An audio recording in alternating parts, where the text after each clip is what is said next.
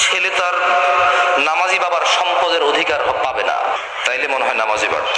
এগুলো আমি বলিনি, এগুলো মুহাম্মদ সাল্লাল্লাহু আলাইহি ওয়াসাল্লাম বলছে। বেনামাজি বেওয়ারিশ থাকে, কারণ ওয়ারাসাত পায় না, পৈতৃক সম্পত্তি পায় না। যে ছেলে নামাজ পড়ে না, তার বাপের সে সম্পত্তি পায় না, ইসলামে সে পায়। সে মারা গেলে তার জানাজার নামাজ হয় না। বেনামাজি জামাই নামাজি বউ বিয়ে টিকে না হিসেবে, কারণ বাইনাল আবিদি ওয়া বাইনাল কুফরি তারকুস সালাহ।